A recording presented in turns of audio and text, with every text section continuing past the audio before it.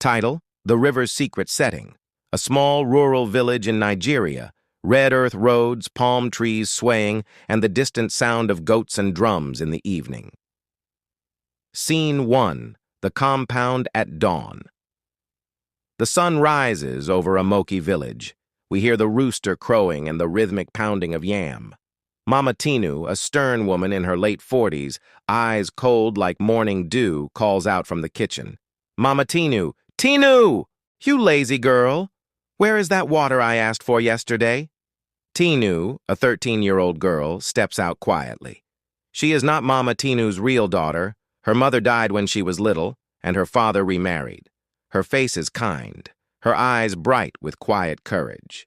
Tinu, softly. I fetched it yesterday, Ma. You poured it away, Mama, Tinu. Then go again. This time to the big river, the one across the forest. Maybe the spirits there will teach you obedience. The woman smirks. The forest path is dangerous. Everyone knows strange things happen by that river.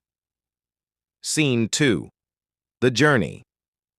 Tinu ties her old yellow wrapper tightly, balances the empty calabash on her head, and begins her long walk. She passes dry farmland, hears whispers of children playing in the distance, and hums a song her late mother used to sing.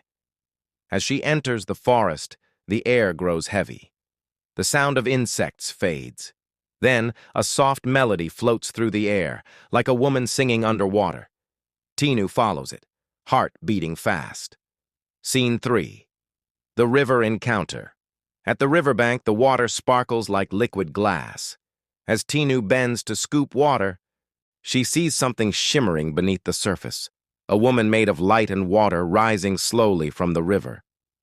River Spirit, gently. Why do you fetch water with tears in your eyes, my child? Tinu trembles, bows her head. My stepmother sent me here, Mama. She says I am useless. She says I am not her blood. The spirit's face softens. She waves her hand. Suddenly the river turns gold, and a calabash floats up filled with water that glows faintly. River Spirit, take this water home. Do not spill a drop. Your kindness will speak for you. Scene 4. The Return. Tinu walks carefully home. As she enters the compound, Mama Tinu scoffs. Mama Tinu, you think you are special? Pour the water inside. Let's see if it's even clean. The moment Tinu pours the water into the clay pot, a burst of light fills the air. The broken roof repairs itself. The dry farm outside becomes green again. Even the goats start dancing. Villagers rush in shouting, "It's a miracle! Tinu brought blessing water!" Scene 5. The stepmother's greed. Jealousy burns in Mama Tinu's heart. That night, she sends her own daughter, Bisi, to the same river.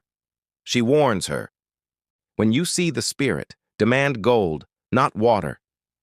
Bisi, proud and loud, stomps her way there. Scene 6. The Punishment. At the river, the same spirit appears, but this time, her eyes are cold. River Spirit. Why have you come? Bisi, rudely. Give me gold. My mother said you gave that useless girl water that turned rich. I want more. The spirit smiles sadly and touches the river. Bisi's calabash fills with snakes and frogs. She screams and runs home, the creatures chasing her all the way. Scene 7.